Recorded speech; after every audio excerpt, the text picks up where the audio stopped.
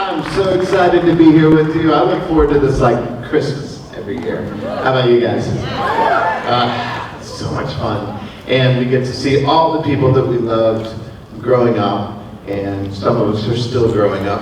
But this one was a particular favorite of mine from the 80s. Big comfort movie still. You guys just watch it, you ever like, I don't know what to watch, and you put on the Lost Boys, right? Yeah. And so today we are so lucky to have two of the Lost Boys with us. And so we're gonna go ahead and bring them out, and we're gonna let you guys ask some questions. I'm not gonna take up this whole time, I'll just introduce it. So I think there's gonna be a mic somewhere. Yeah, there'll be a mic that will appear. And then we're gonna have some fun with this one. So let's do it. Let's bring out, first and foremost, yes, we've got two of the guys with us. You ready? All right, here we go. Billy Wirth, come on out. Oh, you get intro music. I like this. There he is. Keep it going. Tell the story.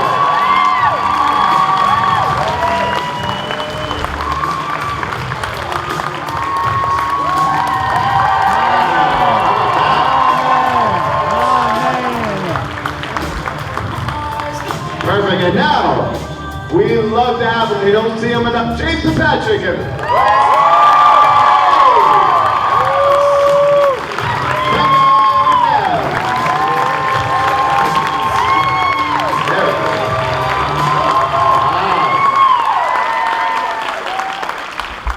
This is going to be so much fun. Wherever you'd like.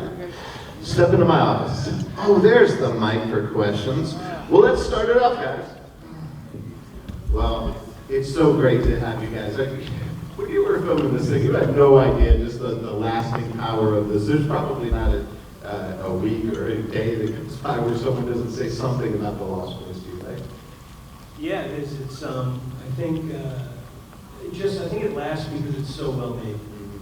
It's really well shot. It's really well acted. It's that has a lot. It's Joel Schumacher who put all that stuff together, and the performances. The young kids in that movie are so good, and then parents talk alike. They just pass it down to their families. So it's really lasted. It's surprising, but I'm happy about it. Yeah. You guys are amazing, man. I can't believe it.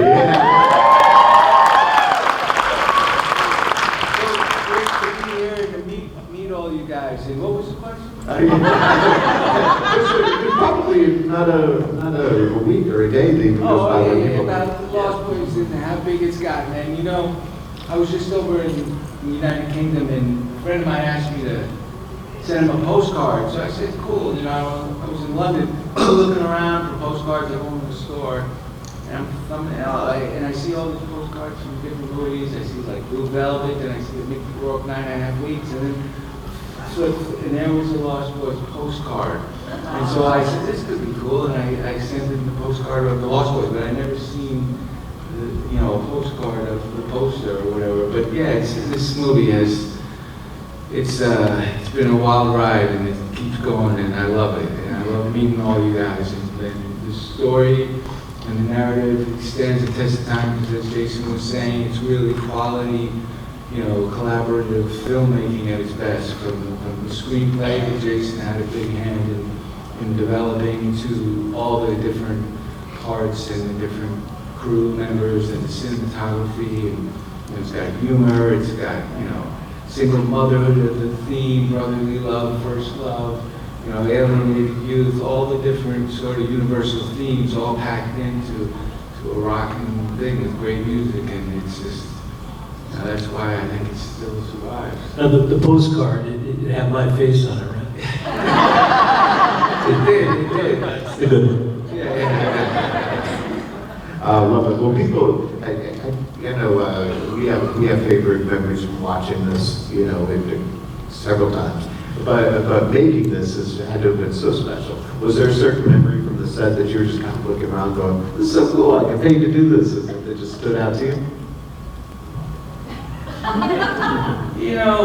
There were so many great things about this film, but when we got up to Santa Cruz, that first day or second day on the filming up there, we were on the boardwalk, and we were on the motorcycles, and the big 10K lights, and all the locals came out, and you know, the energy of the bikes, and just like we were like the circus that came to town, and you just felt that energy, and it was just like, I just remember that vividly. And I had little laddie Chance Corbett on my bike, which made me feel comfortable because I had to pay attention to him and make sure he was okay. Otherwise, I think I would have been too nervous to just, the whole thing was just amazing, but I had to care for little laddie. And that day, I knew something, this is amazing. Whatever this is that we're doing, I want to do more of this. Because I had just sort of fell into acting, and I had done a small movie in New York called 7 Minutes in Heaven with Maddie Corman and Jennifer Connelly. But you know, that was fun. But once I hit the big time, the big studio film, and this thing, there was something special going on. I didn't know what it was, but it was cool, and I was happy to be there. There was a guy playing saxophone too, right? Oh yeah. I remember that. Yeah. Do you have a favorite memory from the set? Well, like Billy said, I mean, when you're young, I think I started when I was 19 in that movie, and especially back then, that was the magic of movies. I mean, when you show up at nighttime and that whole boardwalk's lit up, and there's thousands of people there, and you're in wardrobe, and you've got these cool bikes and all that. That was sort of the idea of, you know, when you wanted to do something, that there was that sort of magic. So that was good. But we had a good time the whole time, and we had great sets that were built. Since we were all primarily young and the same age, that remained friends and all that. That's the main thing, the relationships that we started. Yeah. Well, I know there's a lot of people out there. Do we have some aspiring actors out here, right? Yeah, and filmmakers, right? Yeah. And so what do you say to them when they want to do what you do? Because you guys make it look so easy. It's certainly not. Well, it's very different than back then when we made that. You certainly need money and a studio behind you. For us, we were either auditioned or meant to get those parts. But today, because of the digital world, you can make your stories. You can just have your own expression. And when I do say, when people ask me, I'll say in regards to this movie, Lost Boys, because I did this, but I've done darker movies than this. But is the reason this movie that it works is it's 40 years later now, but you don't realize when we were making this stuff hadn't been done before. No one had ever seen this makeup, so we're like the first faces to wear that makeup. There's no CGI, so we're trying to figure ways to make all these effects work, whether it be with wires or certain tricks with the camera. The fashion, the idea of music playing such a big part, that's why that soundtrack became so big. So I bring that up saying to anyone that is looking to do something is you just got to follow your own individual, authentic self. And that's why this movie is here 40 years later, because it's very authentic for what it was, and therefore influenced a lot of other people. So, and you have the ability to do that for nothing now with your iPhone. So that's what I would say try to do. Yeah. Billy, you have some good advice. Yeah, no, I mean, inspiring, creative artists, you know, just get together with your bros and sisters, and you know, just create. Like Jason said, the technology is here now, so you can tell a story on an iPhone. And you know, if you can't write, find a writer. If you can't, you just work together. And there's so many different aspects of filmmaking that even if you're aspiring to be an actor, sometimes you can get on a crew and learn by being there. It's just get in there and don't not create. You gotta create. You gotta just get out there and do it, you know, and it's a collaborative thing, so find some people to work together. I work with a bunch of different writers. I like the process of screenwriting, but I'm not a screenwriter, but I'm good at giving notes and seeing the material and working it and, you know, working with writers, and then it's about, you know, finding the cast and the actors that you want. But like, I know there's a lot of films that have been made on iPhones that have gone to Sundance and done well on micro budgets, and, you know, it can be done. So just get out there and do it, you know. Yeah, well said. All right, I know we got some great questions from the audience. You guys always have the best questions. So we've got a microphone right there where we've got photos going on. So so please be brave. Come on up and who's going to start us out? I know. There we go. Come on down. Okay. Sorry. Make sure you introduce yourself as well. Okay. Yeah. I'm Monique from originally Houston, Texas. I've seen you before, Jason, and I want to ask this question. It's not dealing with the movie, but with everything with reboots and all this stuff going on, would you ever think of it was offered to you a reboot of what your father did in The Exorcist, the original? You know, it's funny you said about 20 years ago, probably about 20 years ago, the writer of The Exorcist, William Peter Blatty, wanted to do an extended version on television, like a 10, so before The Exorcist happened, during The Exorcist, and then after. And he did ask me to play Damien Karras, but I said it's already been done pretty well, so. Touche. Yeah, absolutely. All these costumes, this is good. I'm also from Houston, Texas, so chat with me later. My name is Rex. I'm an actor and musician based out of Houston. The soundtrack, everything in the movie, everything about y'all's character specifically made me the man I am today. But I do have kind of a more silly question. If y'all were to want to play vampires again, what vampire universe would you want to be in? Well, There's so many. You know, that's a good question. I have this idea, I probably shouldn't share it, but it doesn't matter. It's okay, sir. This is a safe space. No one's recording this. I have this idea I've been thinking about, just of a vampire who sort of is self-realized, who wakes up to consciousness, who's awake, who transcends the egoic mind frame, and so in a sense he's like an Eckhart Tolle or a Punjabi or something, and he realizes that it's hell to live forever if you're stuck in your head, and the suffering of the state of living in the past or the future in the head. And so and then there's another vampire who's trying to recruit all the young kids who want to die because they think that the world right now is so horrific that they figure it's going to end, so they want eternal life, and it's sort of a battle between the good and evil of two vampires. Maybe it's been done before, I don't know. But That's so esoteric, I love it. I don't know. Thanks, Rex. What about you two, Jason? I would want to be Billy Wirth. Is this guy hot or what in that movie? Come on, man.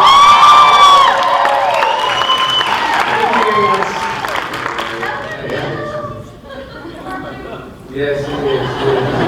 I'm Zach from here in Dallas, although shout out to all the Houstonians. I know this storm has been horrifying this last weekend. I have sort of been thinking about this for a little while now.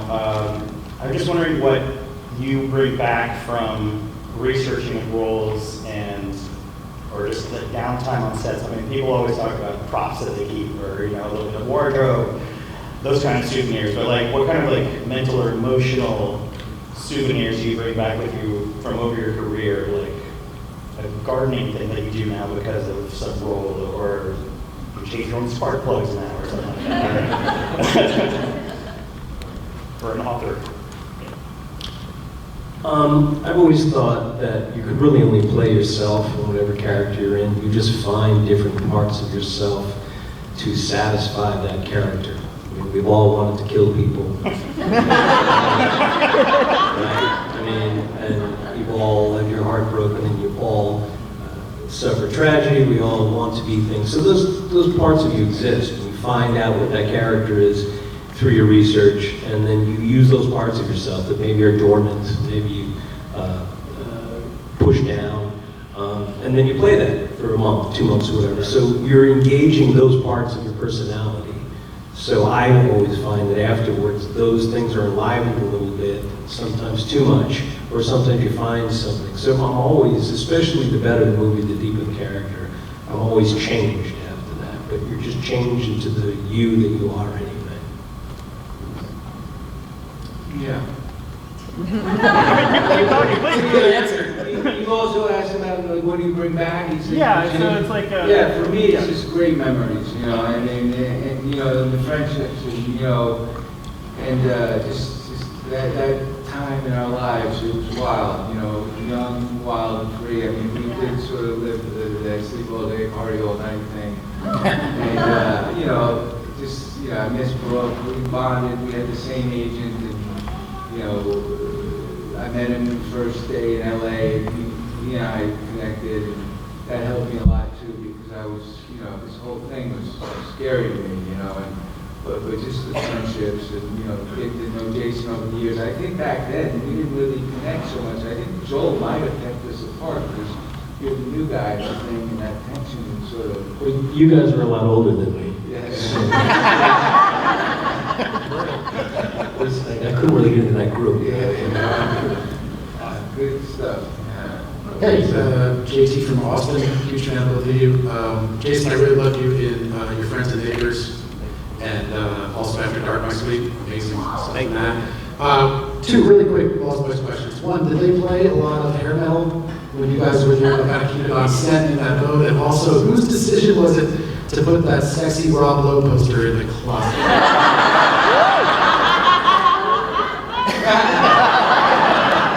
He actually lent his. It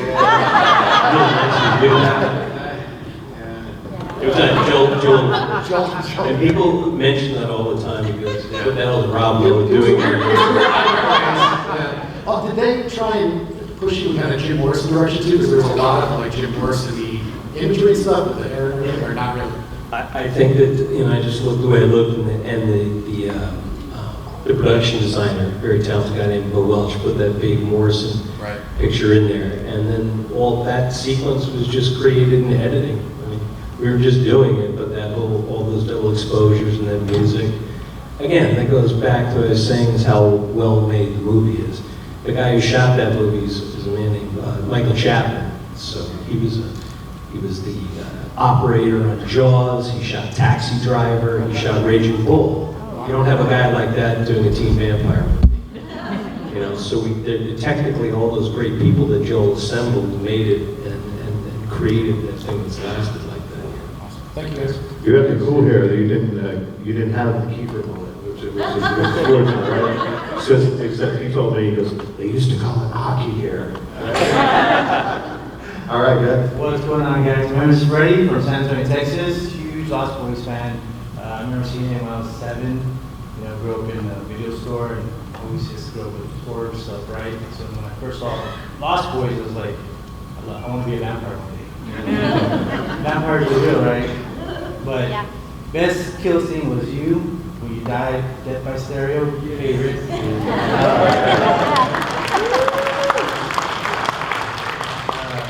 Also, question. Was it y'all riding the bikes, or did y'all learn how to?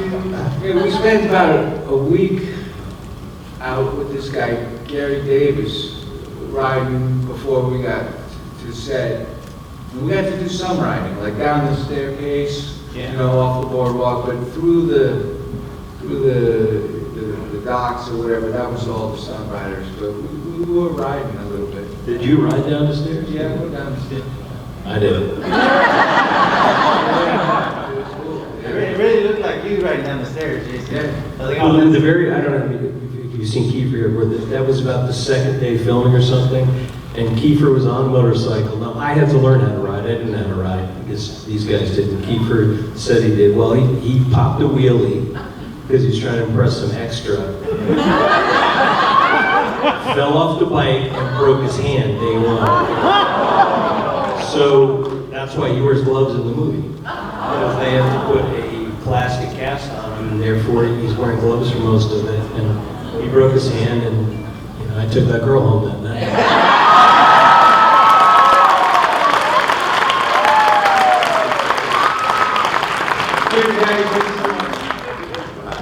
Love it. Come on up. How's it going? My name's Adam. Born in upstate New York, but based in Dallas. First of all, Jason, you did 2 movies in the 2000s, Narc. You did Narc in the 2000s, Rush in the 90s, both phenomenal movies. My question for the both of you, of course, you're discussing how effective this film is as a horror film, and it's directed by the late Joel Schumacher. But I was wondering if there are any just stories about his method, how he brought out the effectiveness of this as a genre film, and just any particular stories working with Joel Schumacher. Joel was, phenomenal director, and he was great with the actors. I think he was the aesthetic of the movie, the look, the rock and roll, the whole design of it. He started out as a window designer in Manhattan for the big department stores. So I think he had that real artistic sort of visual, and it is a visual medium. So that whole thing, the whole visual look to this film, it comes from Joel and the different departments, and Susan Becker, the costume, and so I think that whole thing adds to it. But what was the exact question? Just any stories working with him, his method as a director? Oh yeah, the methods, for us, the Lost Boys, there's such a thing as a turnaround. You're supposed to get 12 hours before you get brought back to set by when you're on location. But for us, the Lost Boys, me, Brooke, Alex, he would force call us, which is, we get paid a little bonus money for coming in under 12 hours, but he brought us in 18 days where basically he just wanted us on set, I think, to keep us out of trouble. So we didn't work for those 18 days, but we got paid these bonuses, and we were happy for that. We just had hung out and partied on the set. What Joe did is he brought great people in and he let them do their things. It's been in print before, but I turned the movie down many times. I didn't have any money, but and people always say, well, why did you turn the Lost Boys down? It's because it wasn't the Lost Boys. It was a script about teen vampires that was very different from what you've seen, and it wasn't a good script. Young teen vampires. Yeah. Sometimes there were kids at first, right? First, yeah. So, but I was only 19 years old. I hadn't had a movie come out, and this guy for a studio movie let me write my dialogue, work on scenes. I thought that the center of the movie, whenever you have something fantastical, has to be real. So I thought the center really was those brothers, that relationship. And so to do that, I spent a lot of time with Corey, and so that you would have that sort of feeling that you're brothers. You don't have to call each other brothers. You know brothers when they're walking down the hallway, and say, I wanted that kind of thing. So a guy like Joel could see me, a 19-year-old, nobody had these ideas, and he listened to them, and he put them in there. And I thought he did that with every technical aspect and every other actor, and the best directors do that. Thank you. Good afternoon, gentlemen. Zach right here in Dallas. I'm a big fan of your work, Jason, and your friends and neighbors. And my question to you both is, when you're given dialogue and particularly scenes in a movie that are meant to not only terrify you as an actor, but also terrify the audience, how do you process it, approach it, and present the role?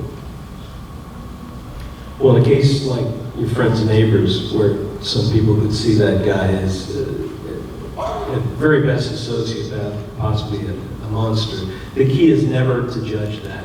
You have to play somebody that they believe what they're saying and why they're saying it, and find a reason to do that. Because then it becomes chilling. Because then it's scary. It's scary when someone makes something attractive enough and scary enough that you're watching it, you say, fuck, what am I watching here? You can't comment on it. You have to believe it. You have to love all your characters in some way. And you don't have to justify what they're doing, but there has to be a reason for their thought. And the best performances that I've seen are that make you think, wow, that's almost okay. Yeah, I agree with that. You don't want to judge the character. A dark, evil person doesn't necessarily think in their head, oh, I'm a dark, evil person. They just commit to whatever they're doing. So being truthful to whatever the scene is and committing to it, and not judging yourself as a bad guy. Like, I didn't think I'm a bad guy. I was a vampire, and I was just trying to be truthful in the moment. Thank you, gentlemen. Appreciate it. We missed you for I'm from Michigan. My question is simple. What are your favorite vampire movies to watch? Geez, I mean, I like the original Bela Lugosi, but I think my favorite is probably Christopher Lee and those Hammer films. I will also say that Werner Herzog Nosferatu is an amazing movie as well. I agree. Nosferatu is a great film.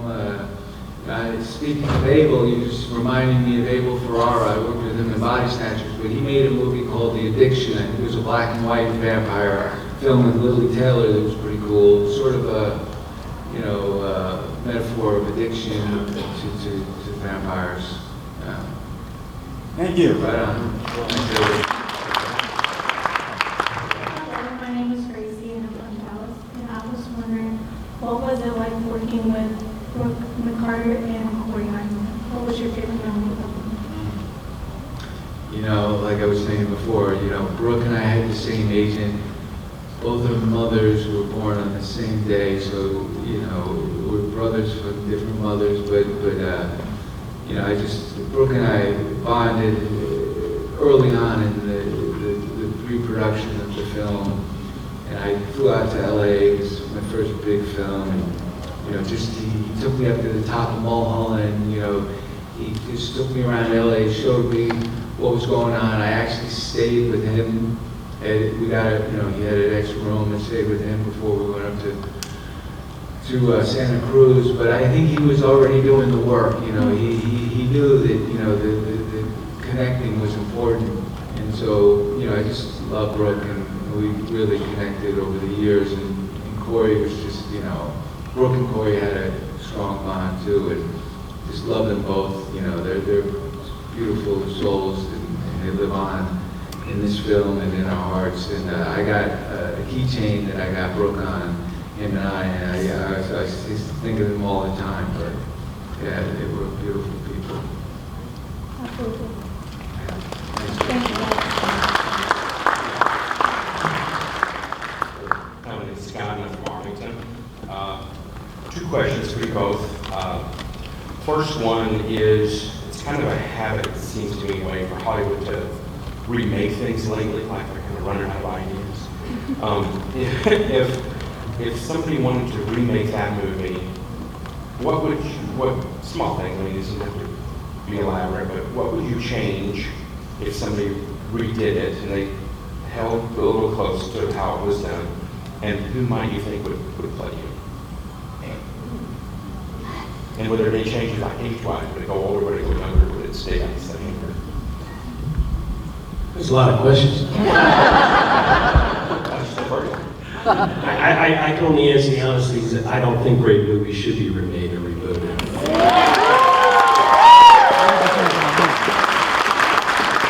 I mean, the reason The Lost Boys is The Lost Boys is because Corey Haim's in it, because Billy Wirth's in it, because Joel Schumacher directed it, me, Jamie, Kiefer. Otherwise, it's teen vampires and how much we've seen of that. So I know people want to capitalize on it. I know they announced that they are rebooting it, but I just think that that's a mistake.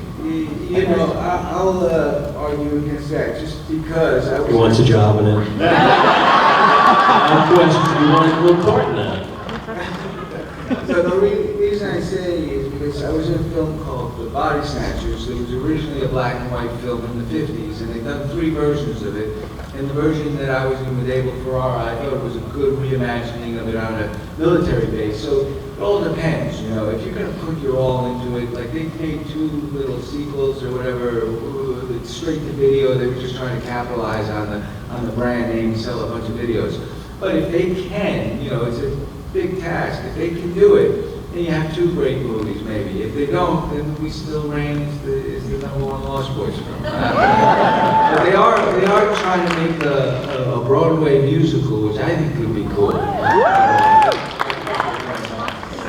But Lost Boys is king, so we'll see what they do. Okay, so the last one was a real simple one. When you guys left set and everything wrapped, did you take anything with you? Like, I was. Yeah, I got 2 of the jackets. I only have one of my ex-girlfriend ex-girlfriend had it, and she said she lost it, but recently she found it. Her sister has it. So I have 2 of the jackets. So far I have 1. I'm trying to get the other one back. I got the necklace, and yeah, I lost the ring, but that's what I got. I took Jamie Gertz. Briefly. Thank you, guys. Nice shirt, underdog. Rules. Thank you. Yeah. Hi guys, I'm Barbie. This is Courtney. We're from Tulsa, Oklahoma. And I was wondering, on your downtime, did you guys get to ride the rides? Did you get on the roller coaster? You know, now you say that, I think I went on that sort of people mover thing. That did that, just to take a look at the whole thing. I haven't been back to Santa Cruz since, though. It's 37 years, yeah. Did you say, did we go on the rides? Yeah, did you get to ride the rides? It took me on that hellhole thing. I might have barfed. I can't. But it was horrible, man. Oh. And then she's wondering what your guys' favorite scenes were. Any stories that you have? That love scene we had that got cut out was good,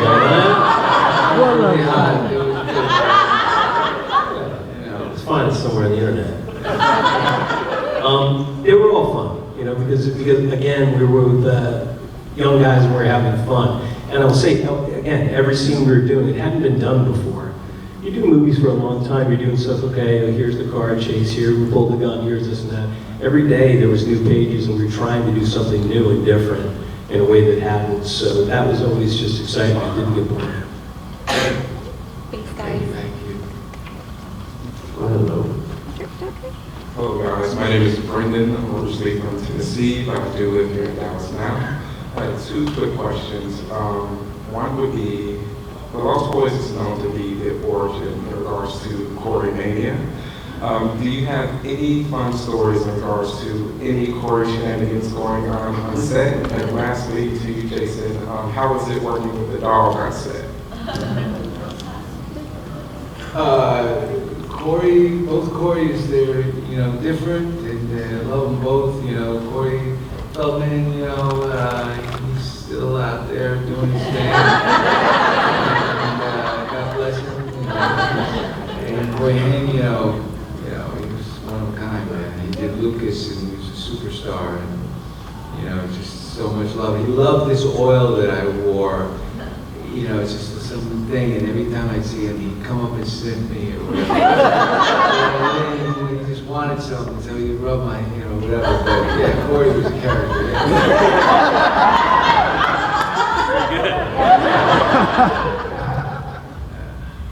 I'll tell you a funny Corey Haim story. When we got done from Santa Cruz, we went back to the Warner Brothers lot, big lot. And we were filming in a couple stages, and there was a commissary. You know, we can get lunch a little further away. So it was lunchtime, we go out, and there was a little golf cart there. And instead of walking or taking my Corey said, we can take my golf cart. I said, you have a golf cart? He said, yeah, they give it to the kids for school. And I said, all right, great. So we got in it, and he's driving around and whipping around and, you know, going fast doing all this. Well, we make a turn, and then all of a sudden, for real, there's a cop car behind us. And then he said, oh, and he pulled over, and I said, what is it? He said, this is not really my golf cart. And so there was studio cops, I guess, who got brought into some little room somewhere, some fake little jail, and Joel had to come get us out of there. True story. How's the dog? Oh, the dog was great. There was 2 dogs. The main one, and then another one that was a little smaller, but I mean, again, they're 19, but to have trained dogs like that, and that dog, Nanook, is as famous as any other character. It's like it has animated emotions.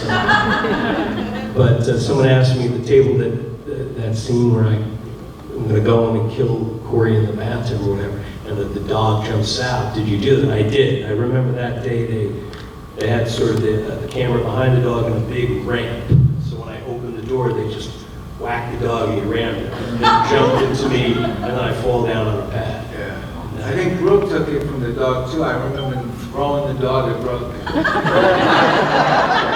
Yeah. Thank you, fellas. You bet. And just so you know, we got about 10 minutes left, so we'll try and power this through. So we'll end over there at the end. So. Hi to you both. My name is Alina, but you can call me Ellie. I'm here with my mom and my brother. We traveled 8 hours, so we're from the RGV of Texas, like lower to the bottom of Texas. My question to you both is, are there any deleted scenes from the Lost Boys that you wish had made into the final version? Aside from our love scene? There were a couple of, I think the film works as it is, but I think there were a couple that actually they do show some.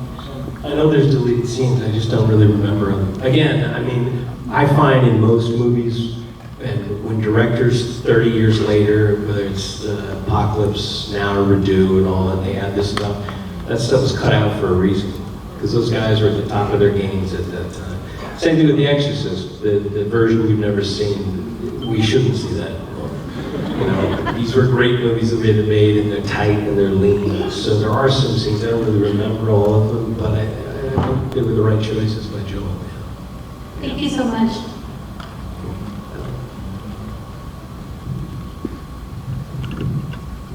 Hello, I'm Miles, and I come from Florida. So I have two very quick questions for you. First of all, what was your favorite line from the movie?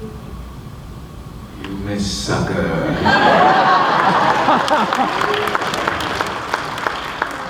And then two, if you were to pick any movie to be in, like any movie ever made, what movie would that be? Oh man, you know, and like take the part of someone else, or just be a part in the movie. It doesn't really matter. You know, I recently saw A Dog Day Afternoon on my friend's home screen, and it was just so brilliantly acted, and I didn't realize at the time, but you know, there was no music in that film. The performances were just brilliant. Pacino was amazing. You know, so I mean, that film really hit me recently. Watched it. I have to say Twilight.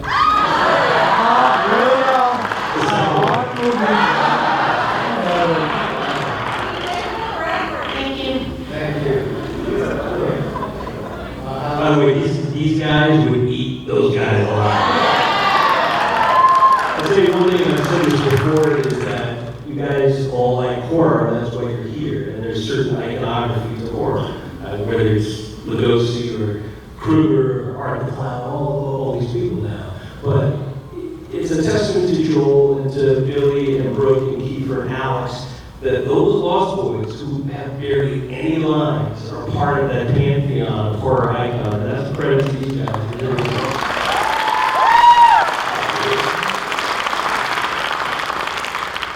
James, just a quick question, speaking of pantheons and everything. I know you started out as a big Lost Boys fan when you were 19, but within a decade you were in Sleepers with some really big heavyweights, and that's almost more of a realistic horror movie versus the fantastic horror that is Lost Boys. I just wondered if you had any different approaches that you made for that role, or what you learned kind of in time, or anything that you wanted to share about Sleepers, because it's a very heavy film, and they did a really good job with it. I mean, it's the same thing that I said earlier, is that you gotta find those places in yourself to find some. I've never been in a situation that those boys were in Sleepers, but I know what it's like to feel afraid. I know what it's like to feel shame. I know what it feels like to not be able to speak. All those things, so that you create that, what that character is going through in a much more straight way. And certainly there's plenty of good actors to make that believable. I know people experience that, and that movie really resonates with them, so I'm glad that works out. Thank you. Thank you. All right.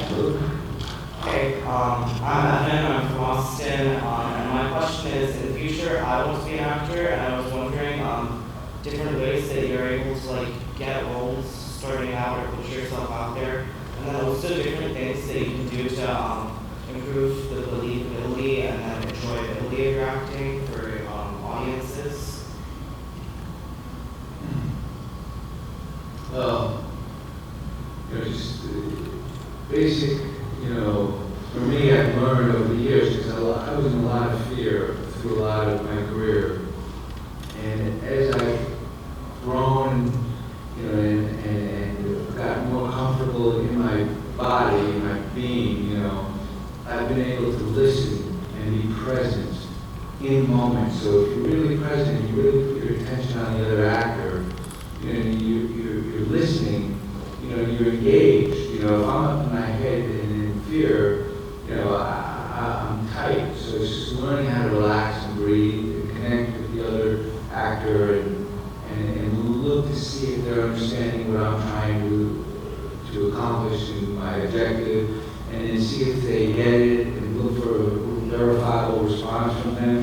So it's just really being present, listening, and trying to learn everything so you don't have to think, you just react. But that's just, for me, it's just taking a long time to get to that point.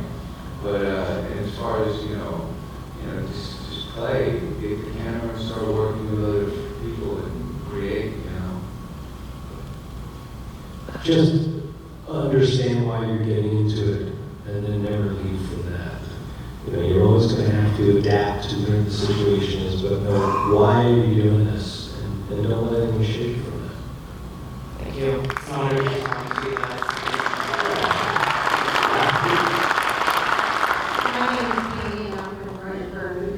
And first off, the lady back there was asking, which one would you prefer to be, Team Edward or Team?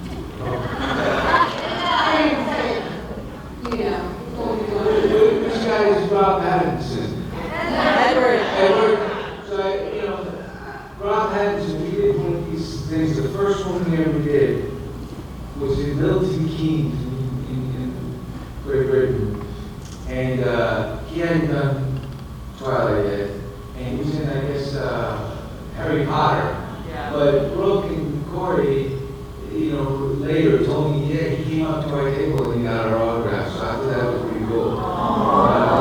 He's a great actor now, but I have to go with him. I've never seen one of those.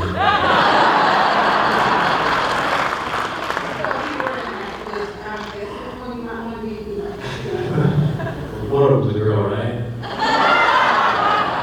I'll kiss that one. And the other thing is, just personally from the bottom of my heart, thank you guys for what you do. Your entertainment is just amazing, and it's so encouraging to so many people. So keep up the good work. Thank you. All right, last question. Hey guys, Bernie here from Dallas, Texas.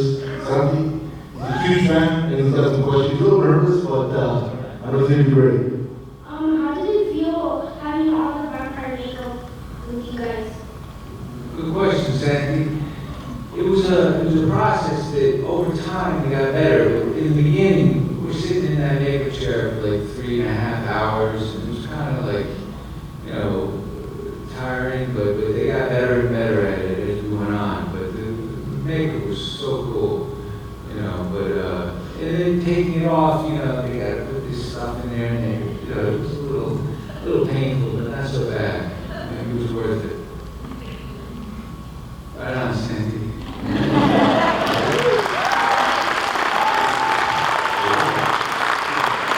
See, that's the best thing about the Lost Boys. Fathers, sons, moms, daughters, families, and everything. It means so much to them. So I want to thank you guys all for all you do. Yeah. All right. Hey, let's all take a good photo together. We got a photographer right here, so we're going to turn around and you guys be behind us.